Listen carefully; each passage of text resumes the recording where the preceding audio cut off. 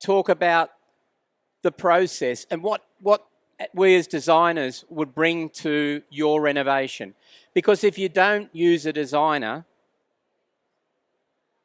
you can end up with this, which I call the pink jungle look, or this one, which is the butterflies are free look.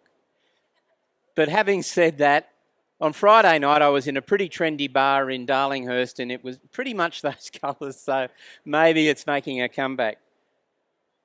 These are a couple of other things that you could end up with. Some nice jagged edge island there just for the little kinnies to run around. Or what do you do with the wedding photos when it's all over? You turn them into a kitchen splashback, because that will help the resale value when you sell. So if you don't want that, we don't want that, we want this. Nice, clean lines, a modern kitchen in a modern space, sympathetic to the architecture of the house, really lovely organic rich colours, a real statement piece with the exhausts in the twin exhausts over a rose-coloured mirror, which was it's a really stunning effect. It just goes wow. You know, a slimline island in proportion to the kitchen. Everything's really lovely about that. Or this one. This one is in a townhouse. It was basically you're on the same footprint because you can't really move things around. But the big issue with this is it's at the back of the room, so it's really dark. And what was wrong with the previous kitchen was that the island had a raised servery all the way around it. It was like this thing, so you could barely see someone's eyes above it. And it just blocked all the light. So I often say to people, if you do nothing else, get rid of the raised servery and just put your dishes away. You're going to have to wash up a little bit more.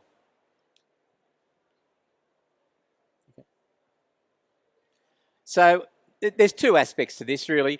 We're experienced. We bring a designer's eye to the space, but also we're really well trained, and the KBDi helps us. They give us the tools to be the designers that we are. I work for Impala Kitchens, but I'm also a member of KBDi. I just wanted to mention what I get from KBDi. Knowledge and networking. They provide us 4 or 5 times a year. We get together at a chapter event. We've got one coming up this Wednesday. We have suppliers. We have the technology people, you know, your ovens, your cooktops, your range hoods. So we're regularly trained and kept up to date with the latest in kitchen technology, surfaces, bench tops, what you can do with splashbacks, all that sort of stuff. Business support and promotion. We're all small businesses, but we're designers primarily. We don't have to want to worry about all the back-end stuff, all the accounting. They look after things like that for us. They offer us things like insurance support. Hey, and if you don't know how to do a PowerPoint presentation, they help you with that too. Design, development and updates. So we get the latest updates about what's happening in our industry from the organisation. You know, for example, Bloom, who are the famous drawer suppliers, are bringing out a new standard drawer soon. So we're up to date with things like that. Technology. So something new's coming along, whether it's a new gas cooktop from Smeg or a new induction cooktop from Miele, we know when it's coming and we know when to incorporate it into your kitchen design. And inspiration. Every 2 years, KBDi organises a trip to the design fair in Milan, Salone de Mobile. It's extraordinary. Inside there, one part of it is Eurokitchena, which is European kitchens, where you see the absolute latest in European design. There's a hall probably 3 or 4 times the size of this, just full of kitchens and styles. It's just incredible. And then there's this hall next to it, equally as large, which has got all the technology, all the latest stoves, cooktops, ovens, range hoods, everything like that. So that really inspires. We come back from those and really want to incorporate some of the ideas we get from that into our kitchens. And so I'll get on to what does a designer see and how can we solve problems. And I think quite often we'll go into a kitchen, it's been there for a long time. You know, you've got used to it. but you know it's got problems. Sometimes it's just the hinges are a bit loose, and you know what? We're going to have to fix the kitchen. Let's just do the whole thing. But we go in there, and sometimes there's a real problem that you don't even see. But so we're bringing a fresh set of eyes to the kitchen and the renovation, but also we're bringing designer's eyes. So I'd like to show you a couple of examples of what a designer can see in a kitchen and what we might do to fix that. So this is a typical kitchen that I see a lot of. It was built in the probably late 90s. That dark timber was a very popular surface back then. But you can see it's really dark and gloomy. But as I said, it was popular. It post-dated the laminate kitchens, which I remember as a kid. You know, all the laminates would peel in no time. So this was the next thing up, you know, solid timber. Now, since then, there's been new technology. The melamines, there's just so much choice with finishes, colours, surfaces with the melamines that, you know, they're fantastic to use. And also polyurethane, which came out about this time. So that gave people other options. So this kitchen, you can see it, it's really dark and gloomy. It's in a dark corner of the house. The cabinets are on the walls, but there's no bulkhead. So there's a big opening at the top, which obviously collects dust and so on.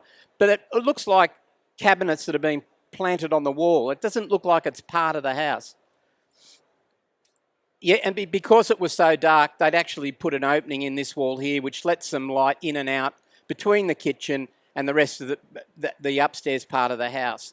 But you can see it's all the tall cabinets are in the four corners. So you've got a pantry here, a tall cabinet there. They're turned towards the window there.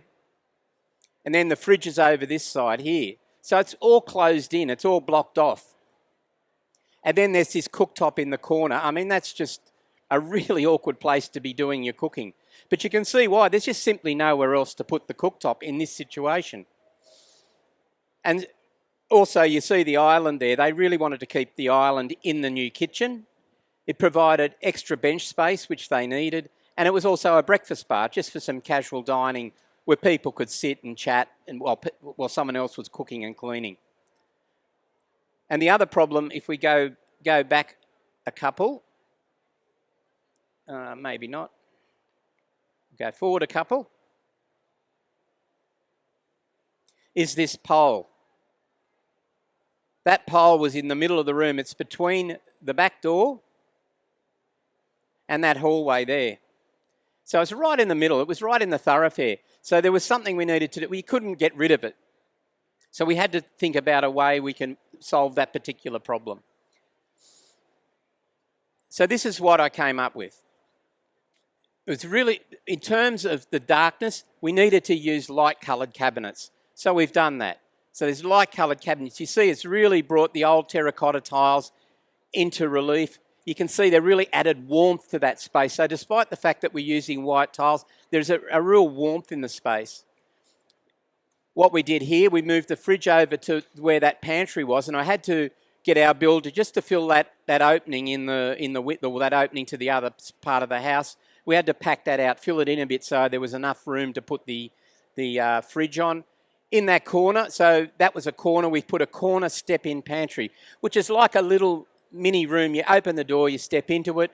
You have shallow cabinets, so you can't overstack the pantry. It's really easy to find things. And you can see if you see over there, there's a bifold door where the bench extends into that pantry. So you can open the door, put your kettle and your toaster out of the road and anything else that might clutter the bench. So you get to keep a really clean-looking bench. If we go to the cooktop side now, so the cooktop was jammed in the corner. Now we've opened this space up altogether. It's now the focal point of the kitchen. You can see we framed it with two display cabinets. You've got plenty of room here, and I'll show you what we did with a corner. But you can see it's nice and open. So the idea of putting the cabinets on one side is you can open up one whole part of the kitchen. So there's going to be one side of it that's nice, open and clean. And then we turn the island 90 degrees. So now the pole's been embraced. It's part of the kitchen. So we clad it in the same material as the rest of the kitchen. So now it's when you walk into the space, the island just guides you naturally around. You don't have to sort of go, oh, there's the pole. You can see the island. There's still a breakfast bar, and it's still all the bench space that they had. Plus, we've added some extra bench space. And then I'd just like to show you what we did in the corner. This is a really popular unit. Keep in mind that the pantry is quite often a bit of a distance from where the cooking area is. So you don't, every time you want to get some oil, you don't want to have to go to the pantry and get it out and bring it over. Or if you go and bring it over, you don't want to leave it on the bench. So this little unit here, a little slide-out pantry, sits next to the oven and cooktop. It's got all the sauces and oils, salt, anything you need to hand when you're cooking. And you close it up and it's gone. But you can see it at a glance. It's nice and open. And then the corner unit, the Le Mans corner unit, the famous Le Mans corner unit. So often we get people will say to me, what are we going to do with our corners? You know, you got the old L-shaped corner with a bifold door. You've got to get down on your hands and knees and go, okay, where is it? I'll buy another one. Yeah. And that one ends up in the cabinet, and that's in the black hole of the corner cabinet. This is brilliant because anything that was at the back actually comes out. So that whole thing comes out. We probably could have brought the whole thing out to photograph it. You can see the weight that it will take. They're pots and pans. There's heavy, cast iron pans in there. They'll take 20 kilos of weight each. So they really are solid units with a lifetime guarantee. So don't ever be put off by corners. There are solutions for corners in the modern kitchen. So now I'd like to talk about another design. This is to do with small kitchens. People think that you can't do much with a small kitchen. You've got a small budget. But look, this is a brilliant solution to a small kitchen in a compromised space. So this wasn't an expensive kitchen, but this kitchen was a finalist in the KBDi Awards about 3 years ago. And you can see it's just so clever. So this is from Sally Hart Design, who's talking after me. She is a real specialist in storage and accessibility, and she's done a brilliant job with this kitchen. So for a start, there was a nook here which was part of the bathroom that was behind it. So rather than, she resisted the temptation just to continue a flat panel across here, she made it a display cabinet so that now adds depth. So it draws your eye to the back of the kitchen, so it gives you the impression the kitchen's actually larger than it is. Plus, it's given you some extra nice storage underneath. If you look over here, Sally resisted the temptation. This is a good tip for you. Don't use up every bit of available space. Don't go right up to the windows because you'll end up blocking the window, which is a really natural feature on its own, and it blocks the light. And then so Sally put in a display shelf here, so you don't lose the window or the light. And what I really also like about this display cabinet is you have a look at it. There's a lovely view out of that window, and it looks like there's the mouth, there's the nose and the eyes. It looks like a face smiling out at the view it can see. It's a really clever design. And in terms of storage, as I said, you've got this here, there's a storage nook. There's an appliance cabinet here. And these two cabinets, there's one above the other, one steps back. It adds another design element to the space, which is really nice. But also, this cabinet here is a shallow cabinet. I think it's only about 20 centimetres deep. That's the pantry. So all the way along that wall are your pantry items.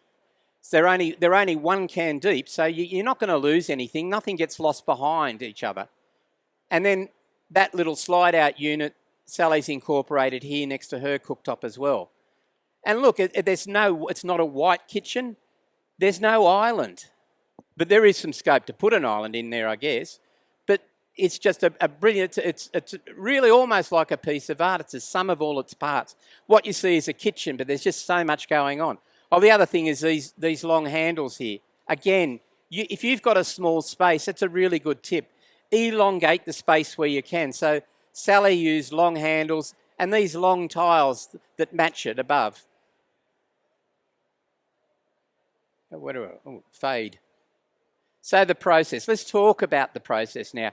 Now I'm going to use a recent example of a kitchen that I renovated. So we'll go through it in chronological order. So how it all works.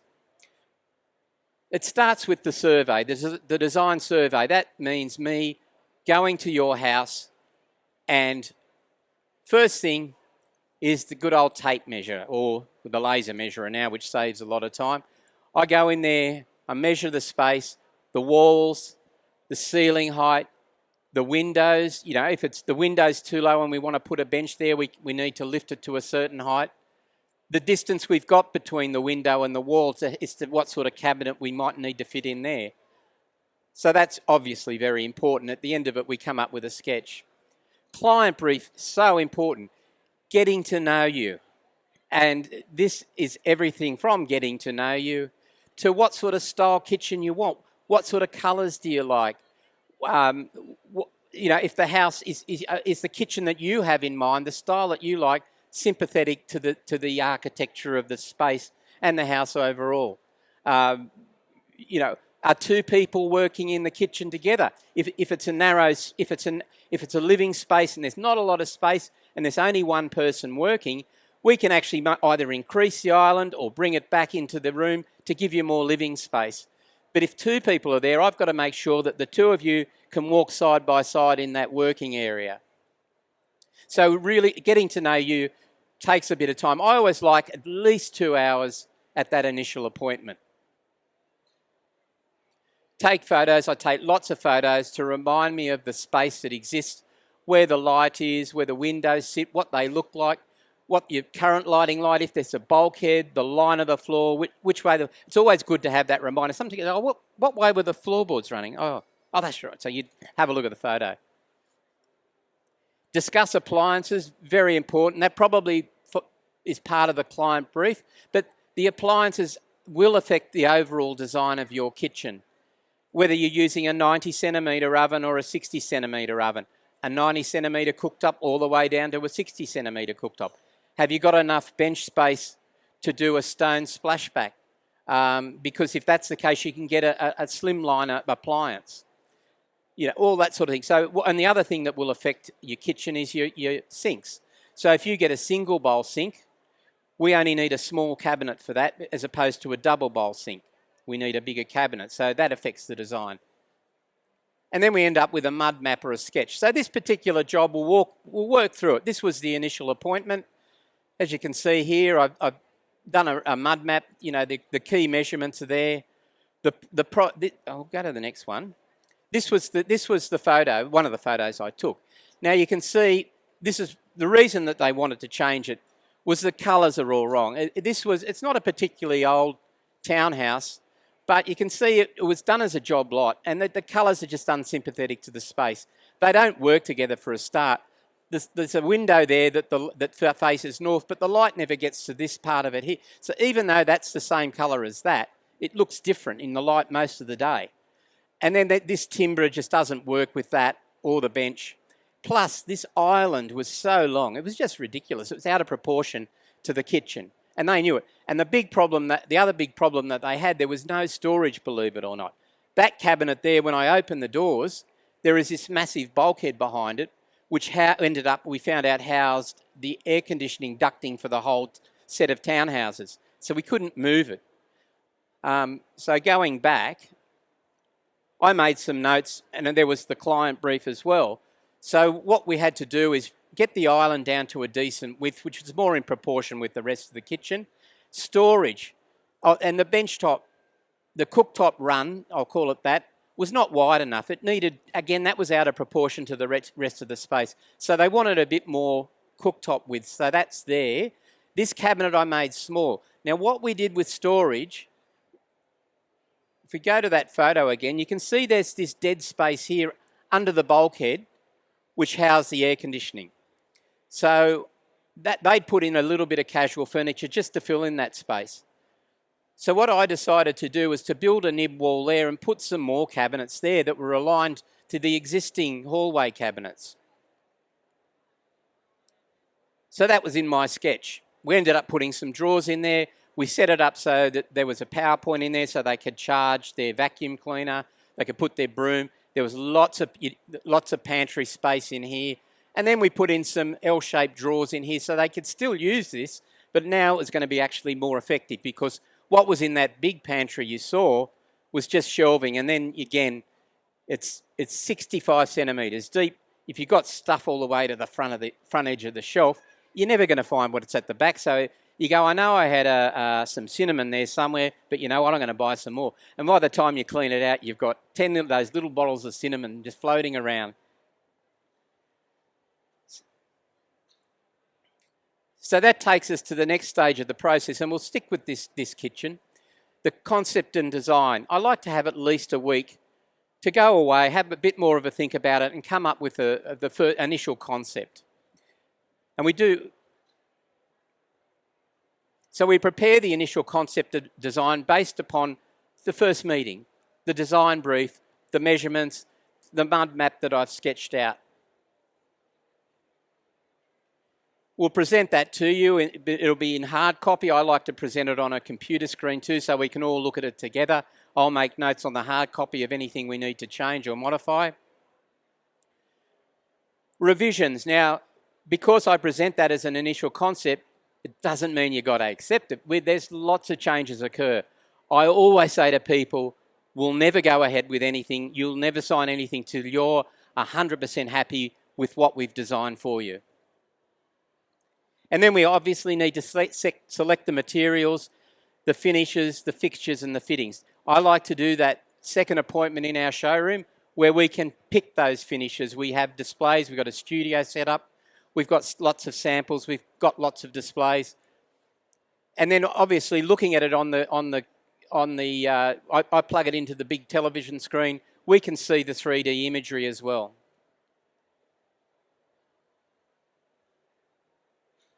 And so this was the initial concept design that was put forward to these people. You can see we've got obviously the floor plan, we've got the elevation, so that's the new cabinets that are going in, the elevation of the cooktop run and the island, the front of the island and the back of the island. Initially you can see there was a cabinet there, we ditched that in the end, and there was going to be waterfall edges, but we got rid of those too, and I'm happy about that. I think that gets a little bit overdone unless you do it really right, and unless, again, the space is sympathetic to it. And like you're looking at an extra 2 metres of stone, if it is stone, or 2 metres of a solid surface, which can be quite expensive. So then we did modify it from that, but that's the initial concept. And that's one of the initial 3Ds. You can see the other thing we put on there at this point was some legs on the island. You see they picked some really lovely stone for their bench. It was an engineered stone, not natural marble. That's a very problematic surface to use these days. They really didn't want to have PowerPoints on their stone. They really wanted to show the stone off. So we ended up putting them on these side panels, which isn't an easy thing to do. The panels are only 18 millimetres thick, and you've got to get the wiring in the back in a safe manner.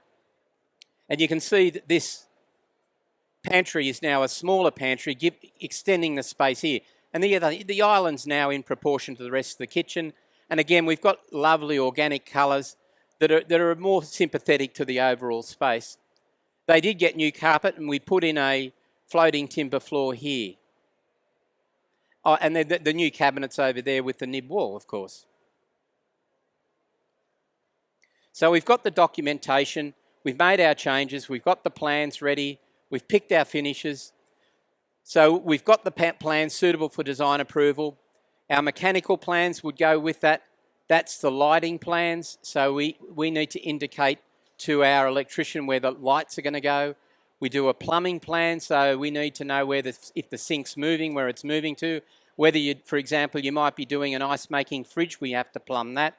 You might be doing a water filter, we've got to go account for that as well. So those sort of things. So there's mechanical plans that go with it. The perspective drawings are the elevations, the 3D presentation, you saw that. We do a specification sheet detailing the surfaces. We're going to do melamine, we're going to do polyurethane. What sort of bench top? Is it going to be stone? Is it going to be a solid surface? Is it going to be tiles? And then we prepare the contract for signing. And this is our contract. It's kind of very boring looking, but it's a very important document. It is a contract. It's a legal document. So obviously, your name and address, the price that you're paying, and then the specs of everything. So this is really detailed. And what I like about this is it double checks everything that we've agreed on. So go through that, and this is what we'll be supplying, so you know what to expect from us, and we know what we're supplying to you. Then over there, we tick off the appliances, the work, who's doing the installation is us, the rip out, tiling, ducting for your range hood. Whether you can duct it outside is always a really important thing. So if you can't duct it outside, we have to recirculate it into the house. Plumbing is fairly obvious, power, electrical, and finally lighting. But as I said, that provides a check of everything that we've talked about over our 2 meetings. So we've got all the materials, we know what we're getting. We look after all the trades, so you don't have to get separate quotations for the trades. That's all covered in the contract price. And we do all the liaising. We organise all the trades. Our trades, you will get a schedule from us. I'll go through our schedule. You'll get that schedule from us detailing what particular day and date somebody will be coming. So you'll get your materials, you'll get your cabinets on way. Plumber will be coming on a certain day. They will always call you the night before, so you've got just to confirm that that date's okay.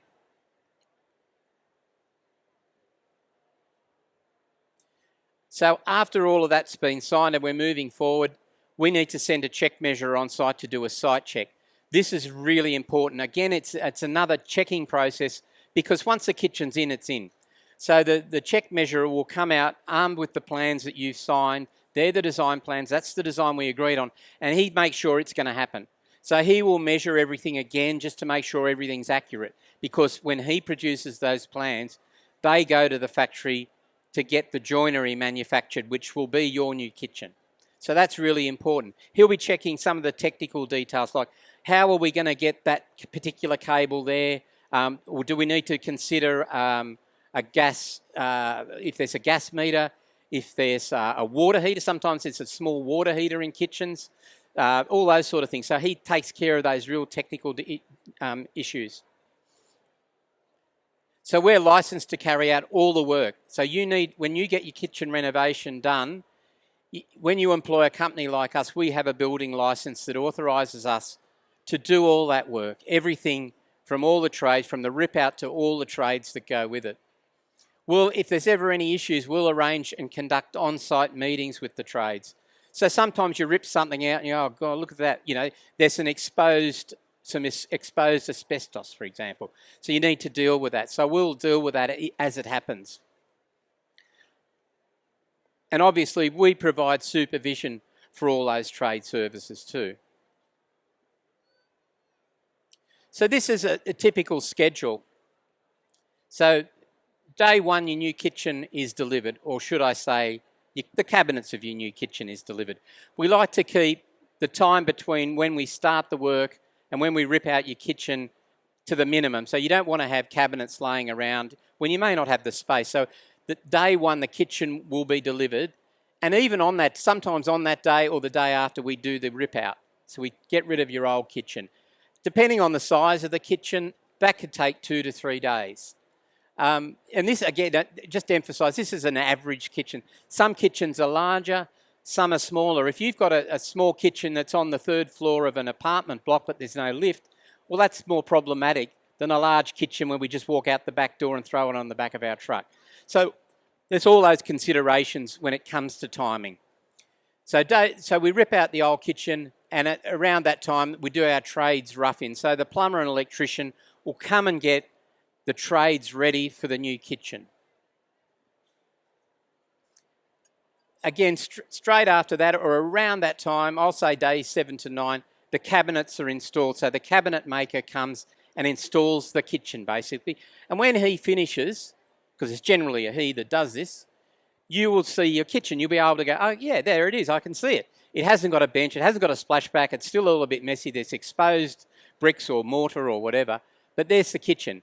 Now that's really important at that time. We get our supervisor out and he checks everything. He makes sure that everything is according to plan, because that's when we need to get either the stonemason or the fabricator back to measure up for your benches and your splashback.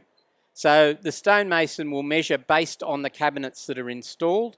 He will go away, he'll go and order the stone, he'll need to pick it up from the supplier and then fabricate it in his factory. That, again, very important. We do that to the Australian standard. We don't cut stone on premises anymore because there are certain issues with cutting stone. It's got to be wet cut. You have to wear the right safety equipment. So that's done off-site. But what that also means is that when your bench top is delivered and installed, it is installed in a very quick and timely manner because it's been measured already.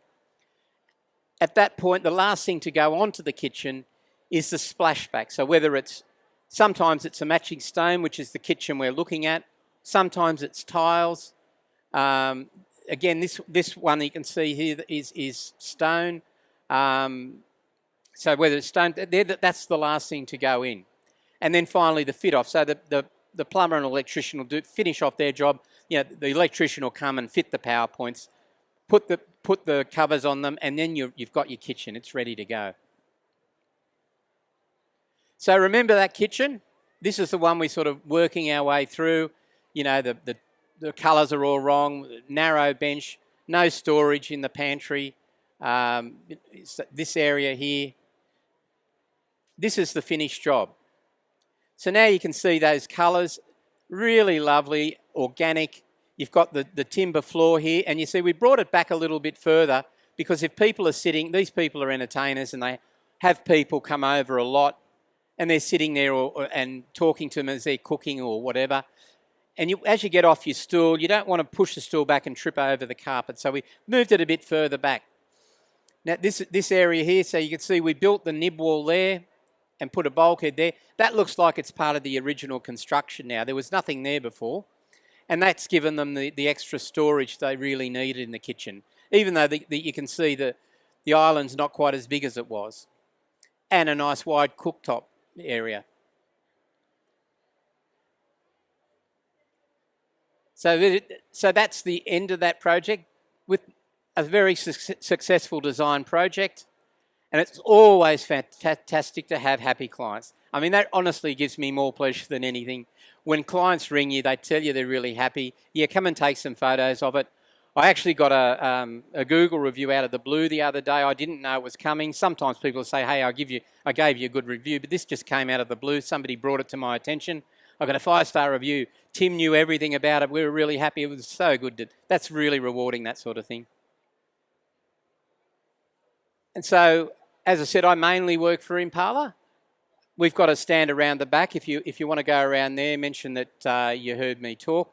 We have got a really good website. That's always a great resource. So if anyone's got any questions, I'm happy to answer them right now. You definitely are. Please put your hands together. What a great presentation. I've been watching you from behind. I've been checking you all out from behind.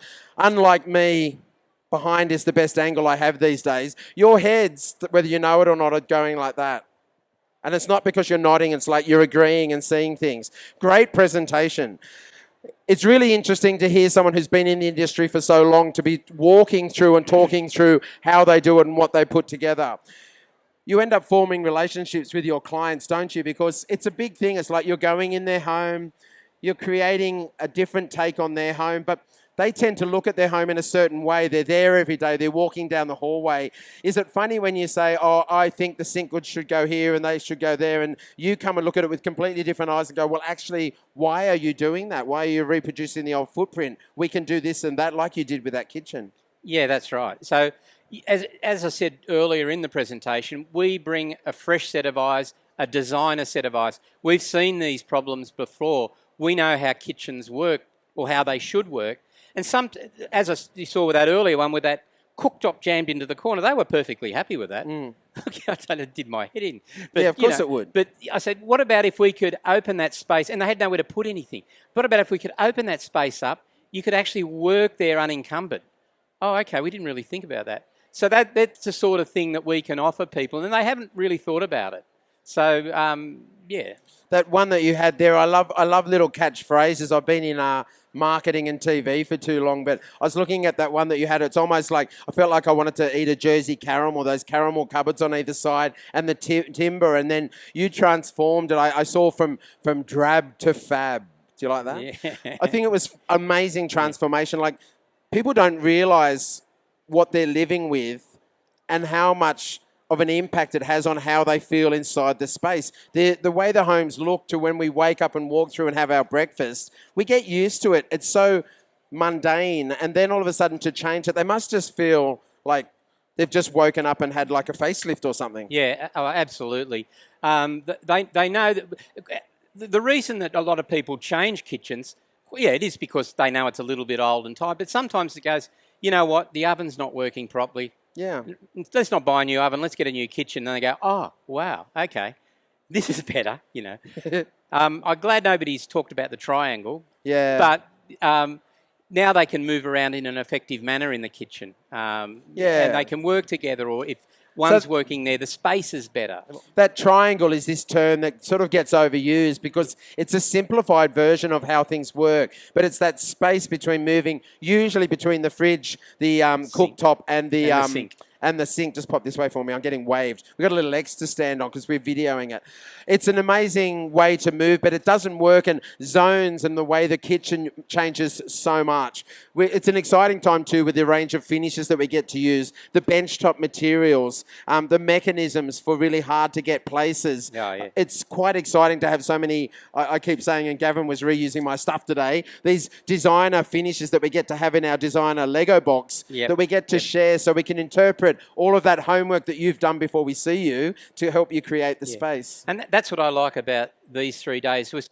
I'm not trying to be rude, but we can educate you about what's good and what's not. So people quite often, the one thing I get a lot is, we don't want melamine. We had that at my mother's place. They peel. No, they don't. No. And there's so much choice and selection.